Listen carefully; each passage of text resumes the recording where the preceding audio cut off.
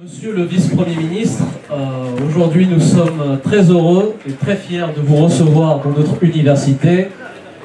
Votre venue s'inscrit dans le cadre d'une visite officielle qui marque les excellentes relations entre le Royaume de Belgique et le Royaume du Maroc. Certes, nous sommes de part et d'autre de la Méditerranée, certes, nous ne sommes pas des pays limitrophes, mais cela n'est rien face à ce qui nous rassemble, car oui, ce que nous avons en commun est considérable. Et nous espérons, comme étudiants et au-delà de nos études comme citoyens, travailler à développer cette relation dans le futur. Merci.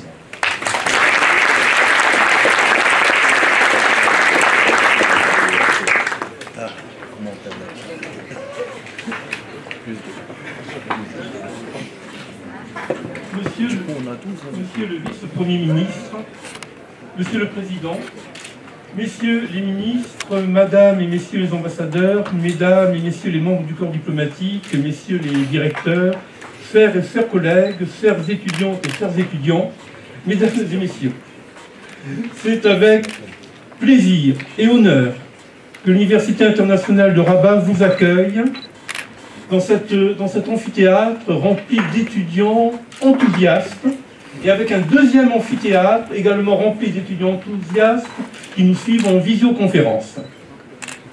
Notre conférence se portera sur « Vers une alliance euro-africaine, défis communs et perspectives communes ». Un titre qui va comme un gant à notre université qui entend être une université africaine de rang mondial et qui a de nombreux et importants partenariats avec l'Europe. Votre venue, Monsieur le Vice-Premier ministre, s'inscrit d'ailleurs dans le cadre d'un partenariat que nous sommes en train de développer avec l'Université catholique de Louvain et sa faculté ESPO. C'est d'ailleurs au doyen de celle-ci que je laisse le soin de vous présenter.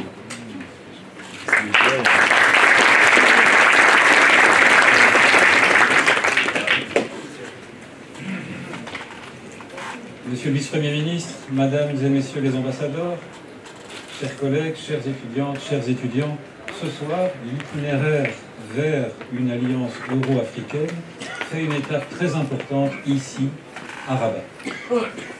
Qui, mieux que notre ministre des Affaires étrangères, M. Didier Reynders, pourrait davantage nous inviter sur cette route avec autant d'expertise, d'expérience et de pertinence? Y a-t-il aussi un meilleur endroit que le Maroc pour ancrer cette question décisive qui s'inscrit dans la stratégie visionnaire de Sa Majesté le Roi du Maroc? Présenter l'orateur de ce soir est pour moi une tâche particulièrement aisée, car vous le connaissez toutes et tous. Vous avez étudié, Monsieur le Vice-Premier ministre, le droit à l'université, et l'université est d'ailleurs un lieu important pour vous, puisque vous y réalisez des rencontres décisives qui marqueront votre engagement politique. Vous entrez à la Chambre des représentants en 1992 et au gouvernement fédéral en 1999.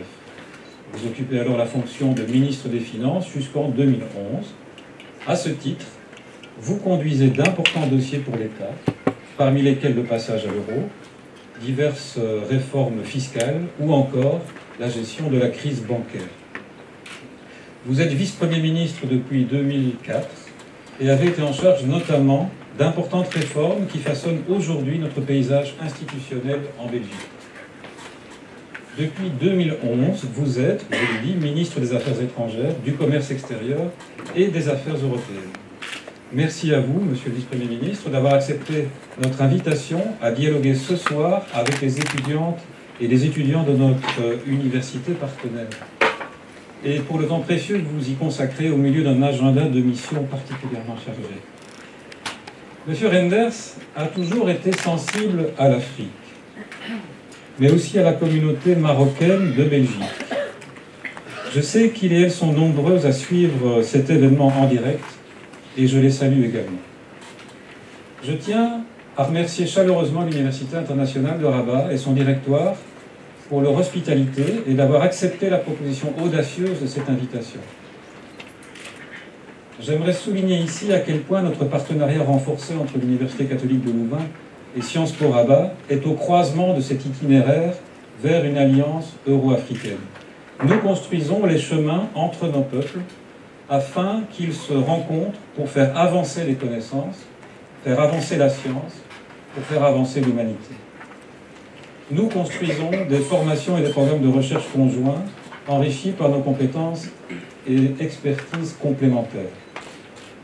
Je remercie celles et ceux qui ont rendu ce partenariat et cette conférence possible, et plus particulièrement M. Skander Nasra, conseiller du vice-premier ministre, M. l'ambassadeur du Royaume de Belgique à Rabat, Excellence Marc Transo, et son conseiller économique, M. Christophe Doneys. Moi qui suis bruxellois, comme M. Renders d'ailleurs, j'habite dans une commune multiculturelle où se construisent quotidiennement des alliances entre les peuples d'Europe, du Maroc et d'Afrique. Cette expérience, Monsieur le Vice-Premier ministre, le partenariat que nous construisons avec cette belle université africaine, votre vision de l'alliance euro-africaine permettent à notre université d'amener une nouvelle lumière sur la migration et les relations entre nos peuples. Merci à toutes et tous pour votre présence et merci aux étudiantes et étudiants de participer à ce projet. J'ai à présent le plaisir et l'honneur d'inviter Monsieur le Vice-Premier ministre, M. Didier Renders, à la tribune.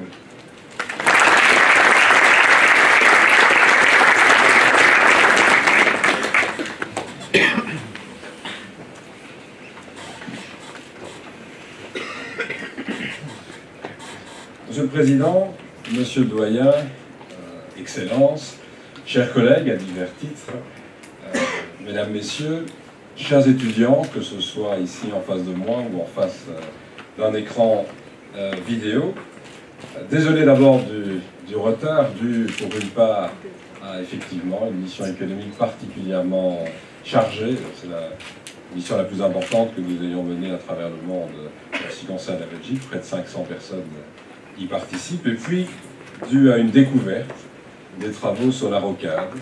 J'ai donc découvert un point commun supplémentaire entre Bruxelles et Rabat, la capacité d'être dans des files pendant un certain temps.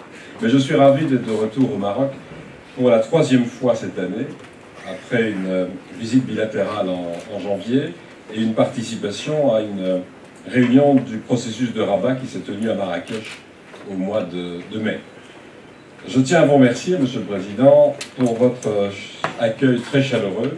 C'est un grand plaisir pour moi de me retrouver ici devant vos étudiants, et je les vois aussi nombreux dans cette salle, je suppose qu'ils le sont presque autant dans une autre. Je tiens en tout cas à vous dire que c'est avec plaisir que je viens devant une université aussi renommée. Je tiens aussi à remercier Sébastien Van Wedegem, doyen de la faculté des sciences économiques, sociales, politiques et de communication de l'Université catholique de Louvain et son équipe pour cette initiative. Je voudrais d'ailleurs vous féliciter pour le partenariat avec l'Université internationale de Rabat, conclu récemment et qui contribuera davantage à l'intensification des relations également entre nos deux pays, et en particulier des relations humaines. Le Maroc est un pays, c'est vrai, qui m'est cher, avec lequel j'entretiens un lien particulier. Il faut remonter très loin, évidemment, pour voir aussi les liens très particuliers et très anciens qu'entretient la Belgique avec le Royaume du Maroc. C'est en 1862 que les premières étapes de ces relations se sont construites. C'est en effet à cette époque que fut conclu notre premier accord, qui avait trait au développement de nos relations dans le domaine du commerce et de la navigation. En 2014, pour franchir les étapes, nous avons célébré les 50 ans d'un autre moment important de notre histoire commune, à savoir la convention relative à l'emploi de travailleurs marocains en Belgique. Ce qui nous vaut aujourd'hui d'avoir le plaisir de rencontrer aux alentours de 500 000 binationaux qui sont très attachés dans notre pays aux échanges entre nos deux royaumes. Depuis un demi-siècle, la coopération belge est également présente au Maroc. Elle y contribue au développement et à la croissance. Et cette fois-ci, j'ai l'honneur d'accompagner Son Altesse Royale, la princesse Astrid, qui préside, je le disais, une mission économique en tant que représentant de Sa Majesté le roi Philippe. Cette mission est le point d'orgue d'une année bien remplie, alors que la coopération entre nos deux pays continue à croître dans un nombre important de domaines. Nous souhaitons encore l'approfondir, avec un accent particulier sur le renforcement de nos liens économiques et commerciaux. Je suis convaincu que cette mission sera le catalyseur pour faire en sorte que l'on puisse avancer encore dans les prochaines années. Je l'ai dit au début de la mission, nos liens politiques, culturels sont très importants, mais nous n'avons pas exploité tout le potentiel qui est à notre disposition en matière économique et commerciale. Je suis très heureux d'avoir, dans le cadre de nos relations, posé en outre tout à l'heure, avant de vous rejoindre, des éléments de ce qui va être notre nouvelle ambassade belge ici à Rabat. On parle de première pierre, c'était plutôt une première pelletée qui a été réalisée, mais c'est aussi notre première ambassade zéro énergie et complètement autonome.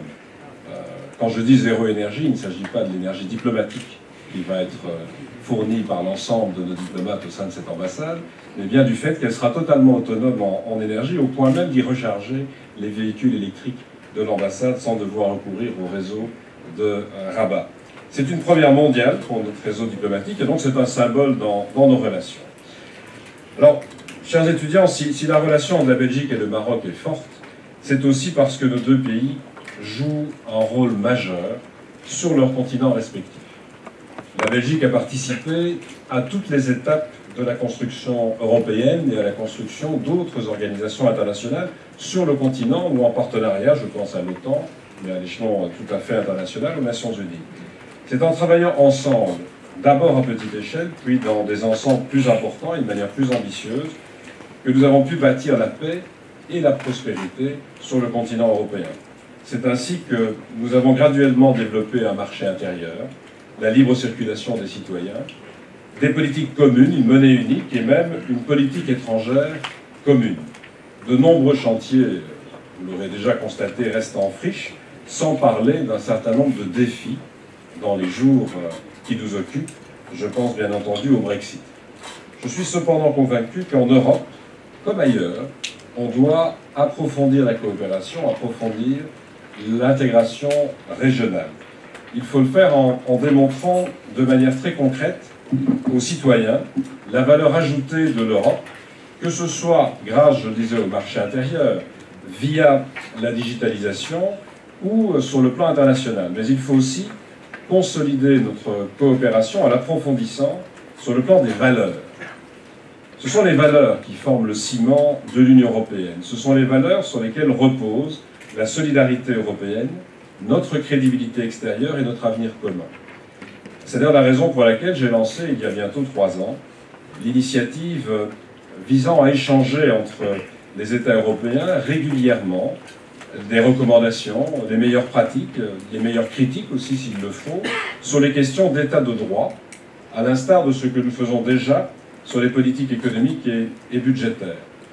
J'ai eu l'occasion, on l'a rappelé, pendant 12 ans d'être ministre des Finances et je reste convaincu que nous devons échanger sur ces thèmes de réforme économique entre les pays européens, sur le thème budgétaire comme on le fait chaque année de manière très précise, à l'euro près, mais on doit beaucoup plus investir dans le respect des valeurs et je pense bien entendu à l'état de droit, mais aussi à la démocratie, aux droits fondamentaux, à l'égalité, à la liberté, à un certain nombre de thèmes qui sont au cœur même du projet européen. Et si on ne le fait pas à la maison, si on ne le fait pas en Europe, on aura beaucoup moins de crédibilité en plus pour en parler à l'extérieur. C'est donc un renforcement aussi de notre politique étrangère. Voltaire le disait déjà, notre continent entier prouve qu'il ne faut ni annoncer, ni exercer l'intolérance. Vous l'avez compris, c'est une Europe efficace, ouverte au monde, que je défends. Et le Maroc également a pris pleinement la mesure des enjeux régionaux. On vient d'en parler beaucoup ces dernières heures. Je me réjouis de la réintégration tout d'abord du Maroc au sein de l'Union africaine l'année dernière. Celle-ci va de pair avec un approfondissement des relations entre le Maroc et de nombreux autres pays du continent. Le Maroc est en effet fortement connecté au reste du continent. Il en tire bien sûr des bénéfices, mais en subit également toutes les conséquences. Un des chaînons manquants sur le continent se situe justement en Afrique du Nord. Je suis conscient de tout le passé, mais aussi persuadé de la nécessité d'une intégration de l'Afrique du Nord qui, sur des questions très concrètes, comme les infrastructures, l'énergie ou les frontières, serait d'une grande valeur pour l'ensemble des citoyens. Là aussi, je suis convaincu que le Maroc a un rôle important à jouer. Le monde des entreprises belges a d'ailleurs compris que le Maroc a connu une évolution importante ces dernières années et est devenu un partenaire stratégique au carrefour des marchés européens et africains.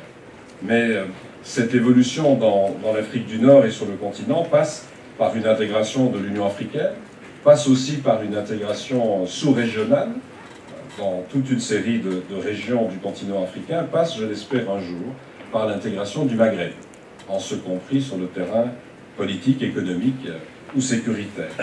Je crois que autant il faut continuer à former un certain nombre de participants pour qu'ils forgent un accord sur des dossiers difficiles. Il y aura à Genève au début du mois de décembre, à nouveau sous l'égide de l'envoyé spécial des Nations Unies hors scolaire, une rencontre sur le Sahara occidental. Je crois que c'est une première étape depuis 6 ans. Il y aura peut-être encore des réunions de l'Union du Maghreb arabe. Je crois que c'est important que l'on tente encore de forger un accord régional, mais j'ai à nouveau hier salué l'initiative qui avait été prise par Sa Majesté le roi Mohamed VI de vouloir relancer un dialogue bilatéral avec l'Algérie. Je crois que c'est un élément fondamental du dialogue, comme nous avons forgé ce dialogue en Europe et comme on le forge aussi dans d'autres régions du monde. Le dialogue entre pays voisins, l'intégration régionale, je le répète, est au cœur de la pacification, du développement économique et des échanges humains entre des pays. Dans ce contexte, je voudrais saluer d'ailleurs l'idée de la co-construction d'une maison africaine des sciences humaines et environnementales à Rabat. La création d'un tel hub pour des chercheurs européens et africains pourrait être un lieu commun de production et diffusion de connaissances sur l'Afrique, autour des savoirs nécessaires au développement durable des sociétés. Cette initiative a le potentiel d'appuyer et renforcer une coopération belgo-marocaine sur le continent africain et peut-être d'échanger sur cette capacité d'intégration régionale et de collaboration entre non seulement nos continents, mais sur chacun des continents entre pays voisins. Alors, Excellences, Mesdames, Messieurs, chers étudiants, vous le savez, la relation entre l'Europe et l'Afrique est une relation de voisinage. Ce qui se passe en Afrique a un impact direct sur l'Europe et vice-versa, que ce soit les conflits, les évolutions migratoires ou les enjeux économiques. Nous avons des intérêts communs que nous devons pouvoir défendre ensemble. Cette relation doit donc tout naturellement être une relation de proximité et offrir des perspectives aux citoyens. Ça passe aussi par un dialogue direct, des sommets, mais aussi des contacts entre les commissions de l'Union africaine et de l'Union européenne. J'ai moi-même multiplié les contacts avec la Commission de l'Union africaine, comme je le fais également avec mes homologues dans les différents pays africains. Et je soutiens l'Alliance Afrique-Europe qui a été lancée pour approfondir les relations économiques et dynamiser les investissements et l'emploi. Le président de la Commission européenne, Jean-Claude Juncker, a raison. L'Afrique n'a pas besoin de charité, elle a besoin d'un vrai partenariat. Le lancement cet été, ici à Rabat, du plan d'investissement extérieur témoigne de la volonté de l'Union européenne de canaliser des investissements vers les pays africains. Le Maroc est là aussi un partenaire privilégié. Les pays africains ont besoin d'investissements entre 3,3 à 4,5 milliards de dollars annuels, c'est un peu moins en euros, pour atteindre les objectifs de développement durable, alors que le niveau actuel des investissements publics et privés sur le continent est évalué à peu près à 1,4 milliard. Doté de 4,1 milliards d'euros, le plan d'investissement extérieur veut s'attaquer à ce déficit de financement en mobilisant les investissements publics et privés de manière innovante. Le plan d'investissement doit donner un appui au développement d'un réel partenariat entre l'Afrique et l'Europe. Nous devons faire face, je l'ai dit, à des défis communs, le changement climatique, les conflits armés, les enjeux liés à la pauvreté, la migration, les déplacements de population à l'intérieur de pays, sur le continent ou entre continents.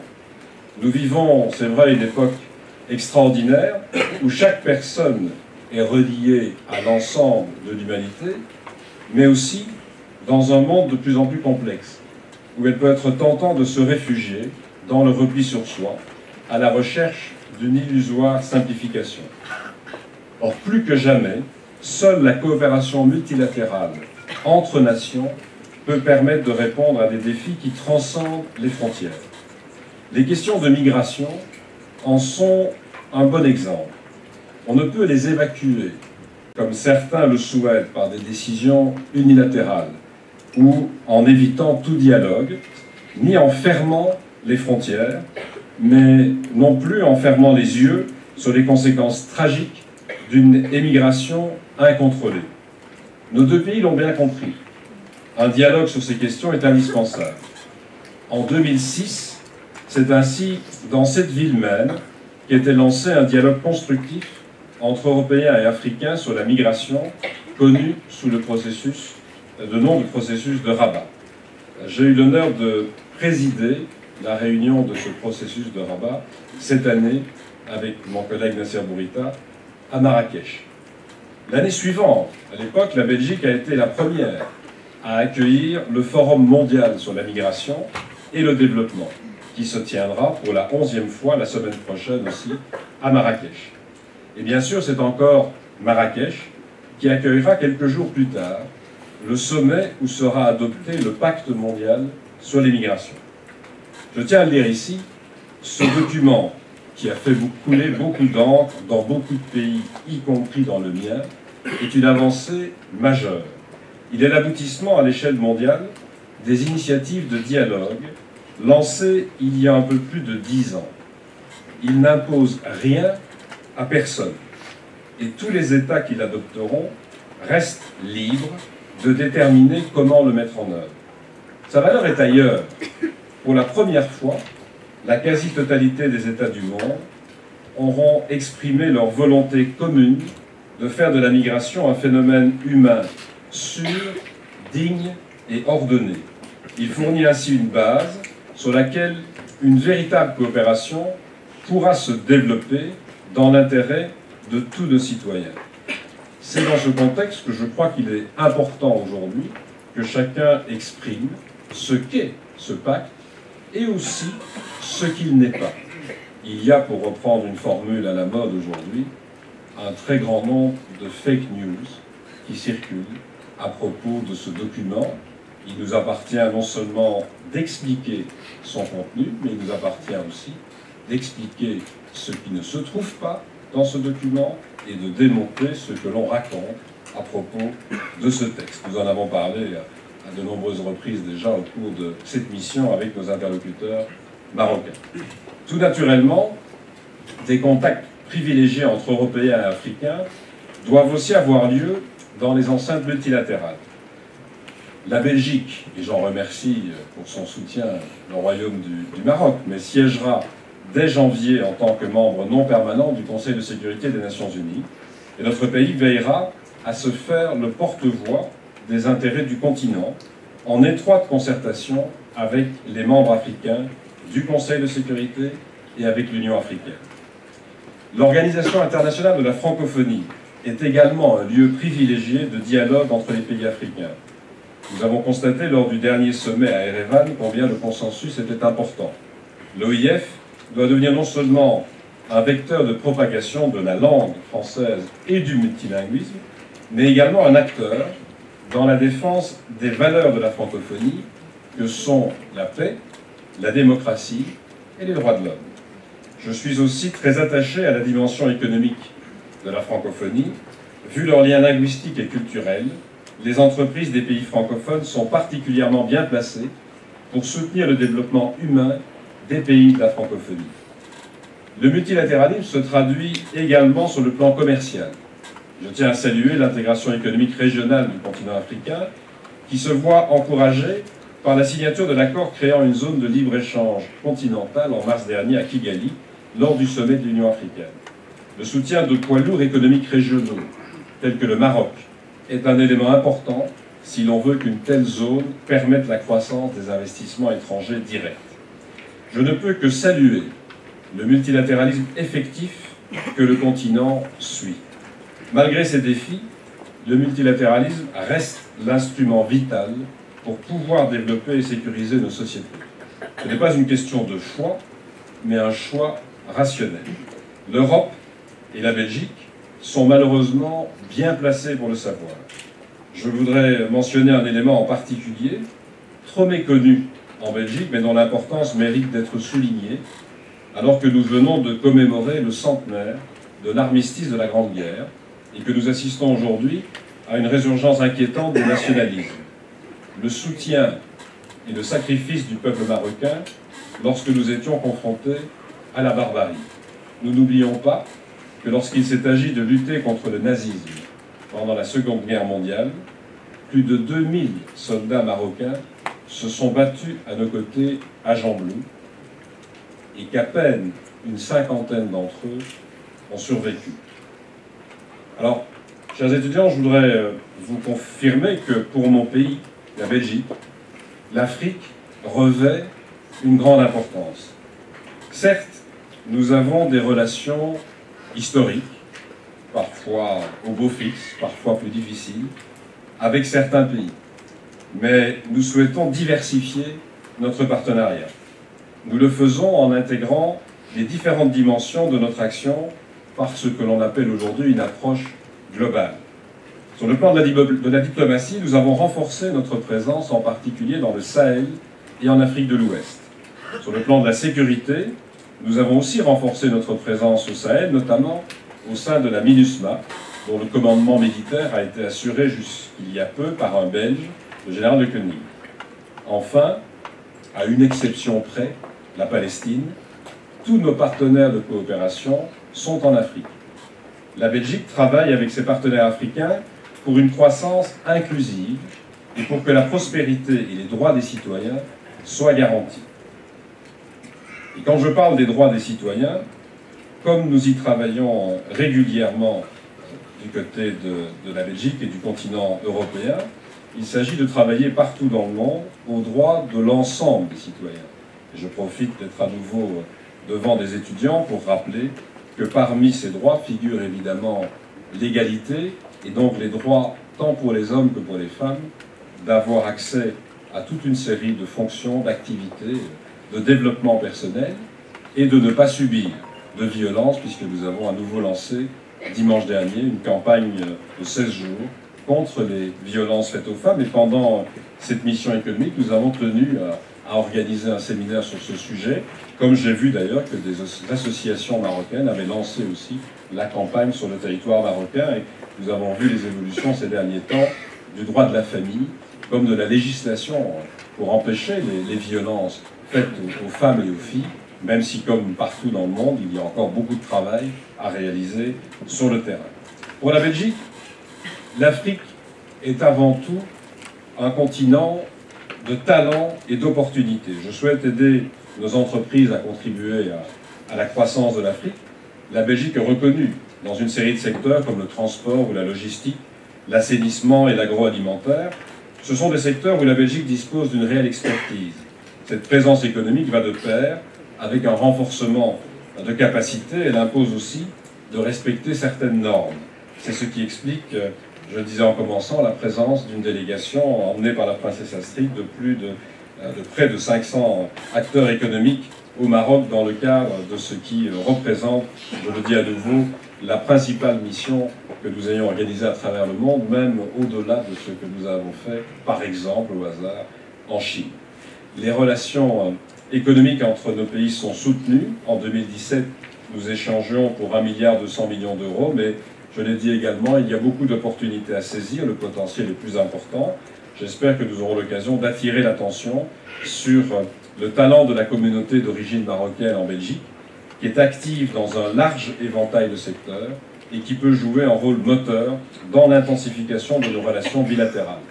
Je ne doute pas qu'un pays qui vient de lancer son 2e satellite d'exploration offre de nombreuses opportunités, notamment dans les nouvelles technologies. Pour conclure, je voudrais vous dire qu'il y a quelques jours, à Bruxelles, j'échangeais avec des étudiants belges, cette fois, sur l'avenir de l'Europe et leurs attentes.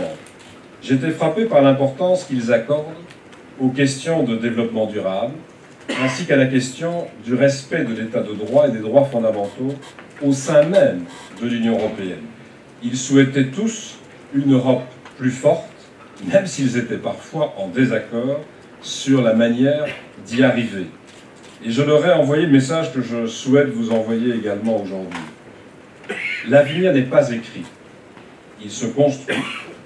Et si nous y travaillons aujourd'hui, c'est votre génération qui définira le projet qu'elle souhaite pour le continent africain de demain. C'est aussi votre génération qui construira la relation entre ce continent africain et l'Europe de manière mature, en s'appuyant bien entendu sur nos relations de longue date, mais en se tournant résolument vers l'avenir. Je vous remercie.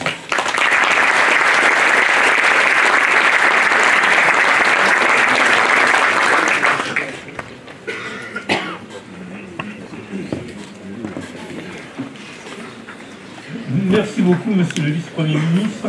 Nous allons prendre très rapidement trois questions compte tenu du temps qui est assez réduit, malheureusement. Donc, je vous laisse la parole. Monsieur, puis mademoiselle. Levez-vous, ça sera plus simple. On pourra vous repérer et vous donner le micro.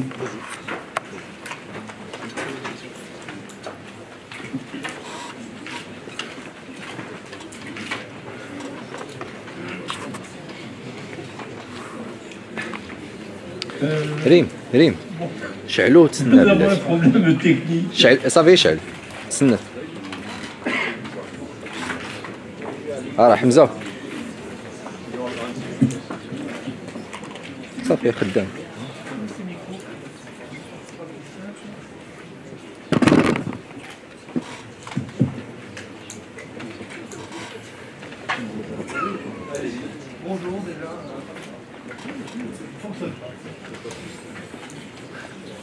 شعل هذا Bon, ben, parlez à haute voix. Le nom du titre. Carrément.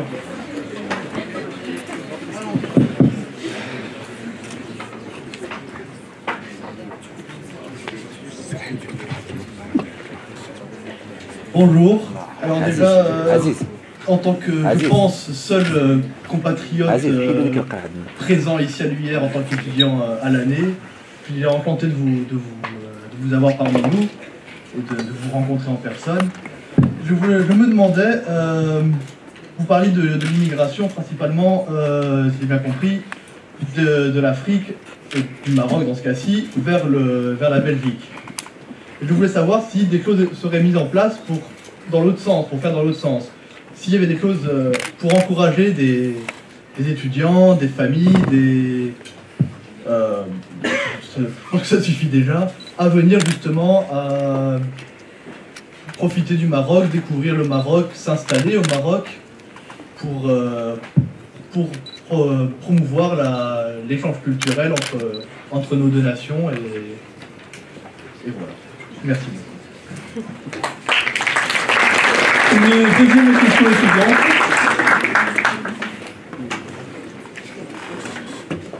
Alors bonjour, moi c'est Rifana Daouda, étudiant à Sciences Po Rabat, en master en gouvernance internationale, gouvernance intelligence internationale. Alors j'ai quelques questions à poser au vice-premier ministre et ministre des Affaires étrangères belge. Alors mes questions sont les suivantes. Le sous-développement du Sud ne dépendra-t-il pas du développement du Nord, qui sont dans une dépendance économique qui donne assez de pouvoir à l'économie du Nord? La deuxième est au regard des relations historiques qui lient la Belgique et le Congo. Je veux parler de la colonisation et des crises qui se passent actuellement au Congo. Quelles sont les politiques mises en place par la Belgique pour la sortie des crises de la RDC? Alors la troisième, je sais que monsieur, vous allez me dire tout à l'heure que c'est une affaire interne, donc ça ne vous concerne pas. Mais vous, en tant que monsieur le vice-premier ministre et le ministre des Affaires étrangères belge, j'aimerais que vous répondiez à cette question. Après, que pensez-vous des élections européennes, vu la montée extrême des extrêmes droites? Quels seront ces impacts en matière de coopération sur l'Afrique? Je vous remercie. Merci beaucoup. On prend une dernière question, mais très très courte. Aziz.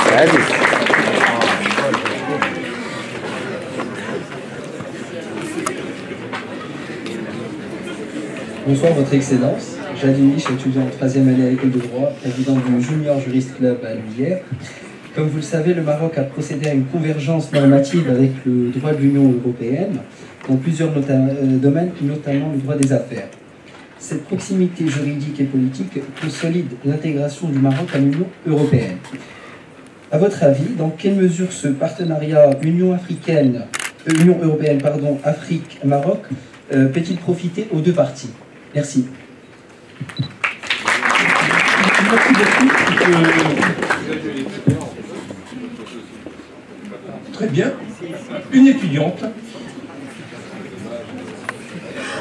Mademoiselle.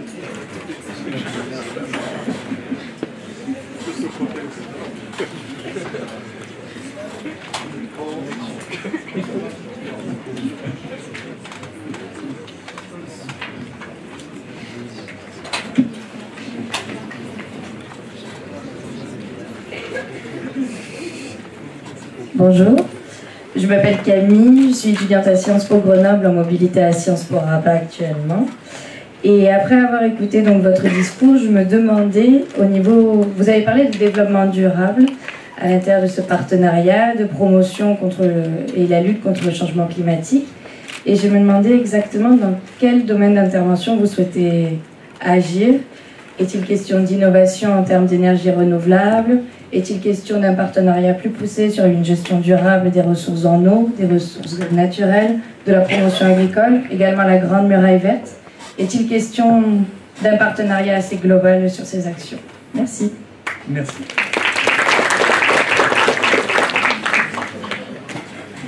Voilà, comme ces micros fonctionnent, je vais revenir ici. Pour reprendre simplement dans l'ordre, d'abord sur la migration, je n'ai pas évoqué une migration exclusivement d'Afrique vers l'Europe parce que je crois que le Maroc est un exemple typique. On le vit avec, je disais, plus de 500 000 belgo-marocains qui vivent en Belgique aujourd'hui. Le Maroc a été un pays d'origine de la migration vers l'Europe. Le Maroc est devenu progressivement un pays de transit, aussi de migration venant d'Afrique subsaharienne, pour ensuite se rendre vers l'Europe. Mais le Maroc est de plus en plus un pays de destination également, d'une immigration qui reste présente sur le continent. Donc il faut bien voir que tout ce que l'on essaye de faire maintenant à l'échelle de la planète, c'est de mettre tous les acteurs ensemble pour voir comment on peut tenter d'affronter des difficultés ou des problèmes qui sont présents sur plusieurs continents et en s'attachant à la résolution des causes profondes. Je reste convaincu que si on ne met pas fin à des conflits armés, si on ne met pas fin à la mauvaise gouvernance et souvent à la pauvreté qu'elle entraîne, si on ne lutte pas contre le changement climatique, nous aurons de plus en plus de déplacements de population, alors que beaucoup de personnes souhaitent pouvoir développer leur projet de vie dans leur environnement proche, plutôt que de partir prendre des risques, quelles que soient les régions du monde où ça se passe. Alors, venant de Belgique vers le Maroc, bien sûr, il y a des initiatives. J'étais ravi de voir tout à l'heure l'inauguration de l'école belge à Rabat, après celle de Casa. On a déjà une première école à Casablanca qui a beaucoup de succès, une autre maintenant à Rabat pour le maternel et le primaire qui va s'étendre vers le secondaire d'ici 3 ans. Je souhaiterais qu'on renforce encore cette présence. Les collaborations universitaires vont évidemment dans le même sens. Si nous venons avec des missions commerciales, c'est bien pour faire en sorte que des Belges viennent non seulement commercer, investir, mais développer des activités, et notamment sur le territoire marocain. Et puis au-delà, je l'ai dit tout à l'heure, que des entreprises marocaines et belges cherchent à travailler ensemble sur le continent africain, en choisissant, j'ai bien aimé le mot tout à l'heure, on me disait pourquoi pas organiser des caravanes, en fait, d'entreprises belges et marocaines pour aller dans plusieurs sous-régions d'Afrique. Avec cette logique-là, c'est évidemment pour qu'il y ait aussi, de manière volontaire cette fois, un flux qui s'organise venant de Belgique, comme d'autres régions d'Europe, vers l'Afrique.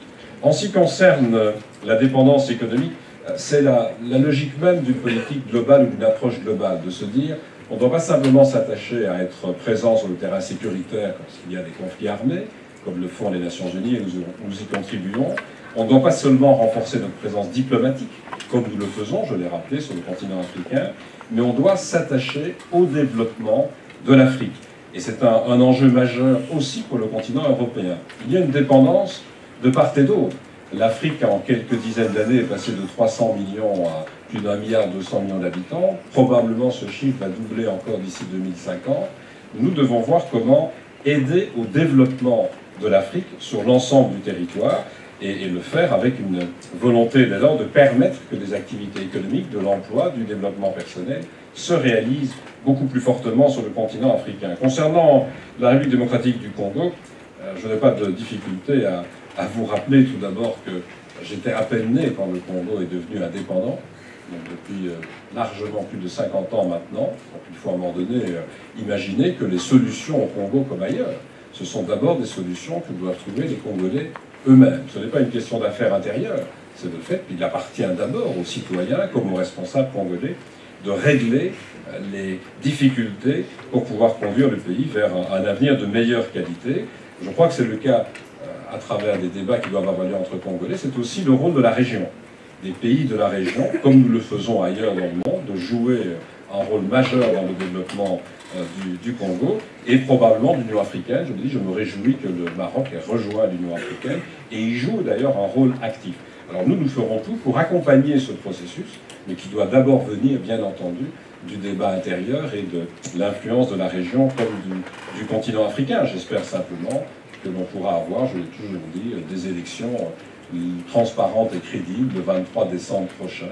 Ce serait la meilleure garantie entre l'opposition et la majorité que les Congolais fassent un choix en connaissance de cause. J'espère que ces élections seront effectivement transparentes et crédibles. Pour les élections européennes, j'ai moins d'inquiétude sur leur caractère transparent et crédible, mais quand vous parlez des mouvements d'extrême gauche comme d'extrême droite, parce que je crois qu'il faut reprendre l'ensemble des extrêmes quand on regarde les difficultés. Moi, je participais à des gouvernements en Belgique, on a rappelé depuis une vingtaine d'années, avec tout ce que la Belgique compte de formation politique, à l'exception de l'extrême gauche et de l'extrême droite. Je n'ai pas l'intention de changer de trajectoire. Alors, les élections européennes, bien entendu, qu'on peut craindre notamment un éparpillement des votes vers des formations parfois qui sont plus opposées à la construction européenne qu'en faveur de cette construction, mais il nous appartient de convaincre. C'est l'honneur du politique d'aller vers ces élections. En Belgique, nous cumulerons d'ailleurs, on aura des élections régionales, nationales et européennes le même jour. Nous allons essayer de convaincre qu'il vaut mieux continuer à construire un projet européen plutôt que de se réfugier dans des replis sur soi à l'encontre de ce projet même. Sur la convergence normative qui était évoquée, je dirais que c'est un élément fondamental du rapprochement entre le Maroc et la Belgique comme l'ensemble de l'Union à différents égards.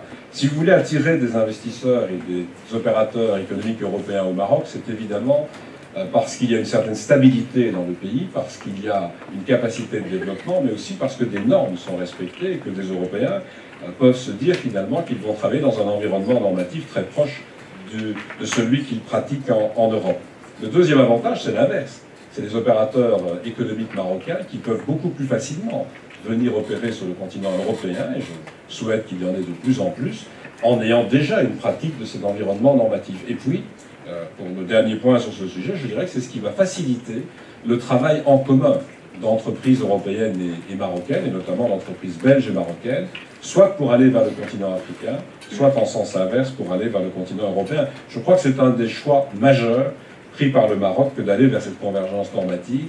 Ce n'est pas pour adhérer à l'Union européenne, c'est vraiment pour avoir cette capacité de développement de manière importante. Alors, dernier élément, mais qui est peut-être fondamental, à côté de l'autre élément que j'évoquais tout à l'heure, des valeurs, auxquelles je crois de manière très forte. Je pense que les projets politiques que l'on développe dans les prochaines années devront revenir de beaucoup plus près aux valeurs démocratiques, à l'état de droit et aux droits fondamentaux, en ce compris l'égalité, mais également au développement durable.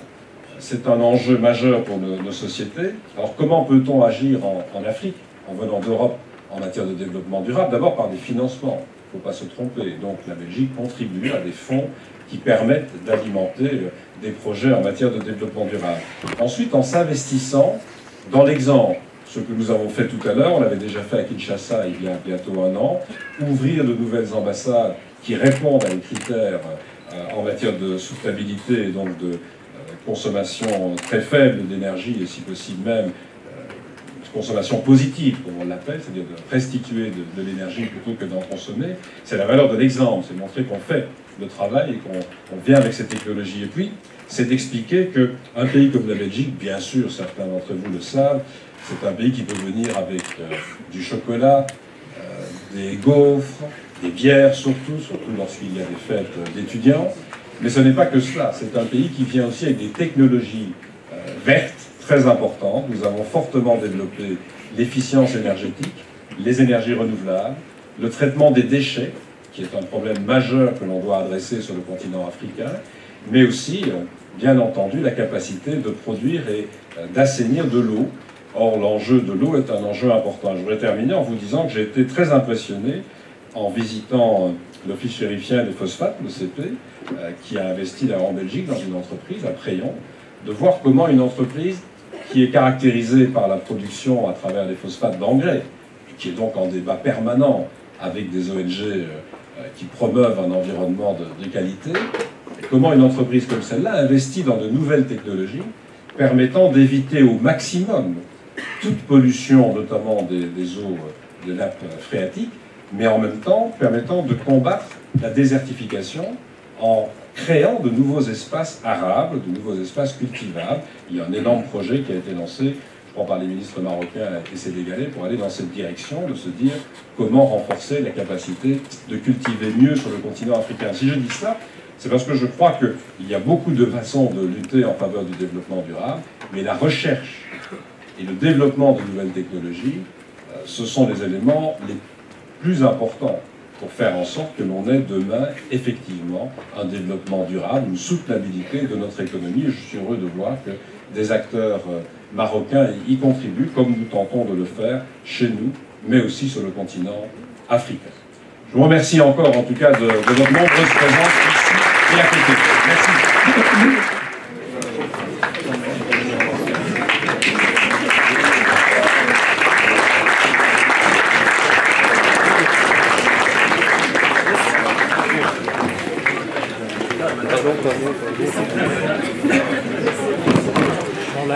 Excusez-moi, est-ce que vous pouvez rester assis pour laisser M. le vice-premier ministre passer, parce que je pense qu'il a un rendez-vous qu'il doit faire. Voilà. Merci.